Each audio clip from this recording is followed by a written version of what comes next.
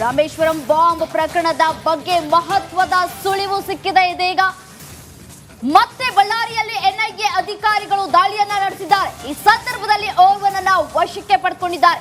ಬಳ್ಳಾರಿಯ tank ಬಂಡ್ area ನಿವಾಸಿ ಶಬ್ಬೀರ್ ಎನ್ನುವಂತ ಒಬ್ಬರನ್ನ ವಶಕ್ಕೆ ಪಡೆದುಕೊಂಡಿದ್ದಾರೆ. ಇಂದು ಬೆಳಗ್ಗೆ 4 ಗಂಟೆಗೆ ಶಬ್ಬೀರ್ನನ್ನ ಎನ್ಐಎ ತಂಡ ವಶಕ್ಕೆ ಪಡೆದಿದೆ. ಹೆಚ್ಚಿನ ವಿಚಾರಣೆಗೆ ಬೆಂಗಳೂರಿಗೆ ಕರೆದೊಯ್ದು ಅಧಿಕಾರಿಗಳು ಶಬ್ಬೀರ್ಗೂ ರಾಮೇಶ್ವರಂ ಬಾಂಬ್ ಪ್ರಕರಣಕ್ಕೂ ಏನಾದರೂ ಲಿಂಕ್ ಇದೆಯಾ ಅನ್ನೋದರ ಕುರಿತು ಹೆಚ್ಚಿನ ತನಿಖೆಯನ್ನು ಕೂಡ ನಡೆಸಲಿದ್ದಾರೆ. ಶಬ್ಬೀರ್ನನ್ನ ಬಾಂಬ್ ಆರೋಪಿ ಭೇಟಿ ಮಾಡಿದ ಶಂಕೆಯ ಹಿನ್ನೆಲೆಯಲ್ಲಿ ಆತನನ್ನ ವಶಕ್ಕೆ ಪಡೆದುಕೊಂಡಿದ್ದಾರೆ. ಇದೀಗ ಹೆಚ್ಚಿನ ತನಿಖೆಯನ್ನ ಕೂಡ ನಡೆಸಲಿದ್ದಾರೆ.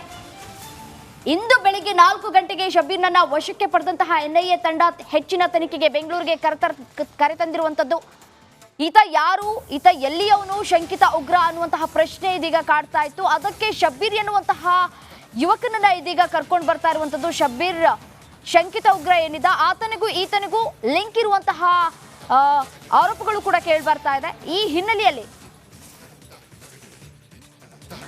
ಈ ಕುರಿತು ಮತ್ತಷ್ಟು ಅಪ್ಡೇಟ್ಸ್ ಕೊಡ್ತಾರೆ ನನ್ನ ಕಲೀಗ್ ರೇಣುಕಾರಾಧ್ಯ ನೇರ ಸಂಪರ್ಕದಲ್ಲಿ ಜಾಯಿನ್ ಆಗ್ತಾ ಇದ್ದಾರೆ. ಏನು ರೇಣುಕಾರಾಧ್ಯ, ಬೆಳಿಗ್ಗೆ 4 ಗಂಟೆ ಸುಮಾರಿಗೆ ಎನ್ಐಎ ಅಧಿಕಾರಿಗಳು ಭೇಟಿಯನ್ನಾಡಿದ್ದಾರೆ. ಶಬ್ಬೀರ್ ಎನ್ನುವಂತಹ ಓರ್ವನನ್ನ ಇದೀಗ ಅರೆಸ್ಟ್ ಕೂಡ ಮಾಡ್ಕೊಂಡಿರುವುದು, ಅಂದ್ರೆ ತಮ್ಮ ವಶಕ್ಕೆ ಪಡ್ಕೊಂಡಿರುವಂತದ್ದು.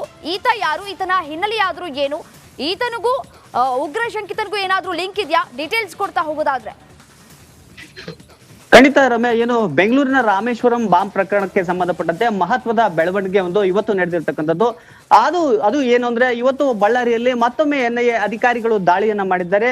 ನಿನ್ನೆ ರಾತ್ರಿ ಬಳ್ಳಾರಿಗೆ ಬಂದಿರತಕ್ಕಂತ ಎನ್ಐಎ ಅಧಿಕಾರಿಗಳು ಇವತ್ತು ಬೆಳಗ್ಗೆ ಬಳ್ಳಾರಿಯ ಟ್ಯಾಂಕ್ ಬಂಡ ಏರಿಯಾದಲ್ಲಿ ಶಬ್ಬೀರ್ ಎನ್ನುವ ಯುವಕನನ್ನ ವಶಕ್ಕೆ ಪಡೆದು ವಿಚಾರಣೆಯನ್ನ ಮಾಡಿದ್ರು. ವಿಚಾರಣೆ ಸಂದರ್ಭದಲ್ಲಿ ಆತನ ಹೇಳಿಕೆಯಲ್ಲಿ ಸಾಕಷ್ಟು ಅನುಮಾನಗಳು ವ್ಯಕ್ತವಾಗಿರ್ತಕ್ಕಂಥ ಹಿನ್ನೆಲೆಯಲ್ಲಿ ಆತನನ್ನ ಬೆಂಗಳೂರಿನ ಕಚೇರಿಗೆ ಕರೆದುಕೊಂಡು ಹೋಗಿರ್ತಕ್ಕಂಥದ್ದು.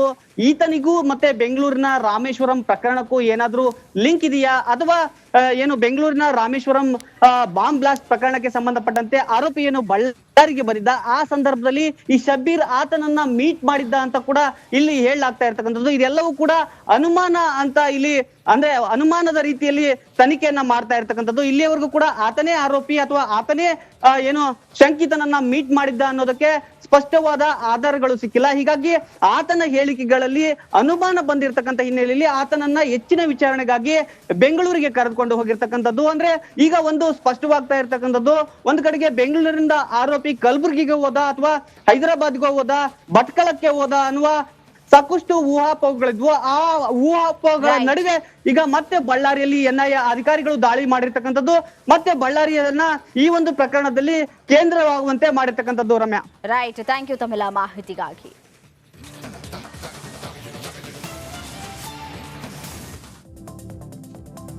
ಈಗ ಇನ್ನುಳಿದ ಸುದ್ದಿಗಳನ್ನ ನೋಡೋಣ ಕರ್ನಾಟಕ ಎಕ್ಸ್‌ಪ್ರೆಸ್‌ನಲ್ಲಿ.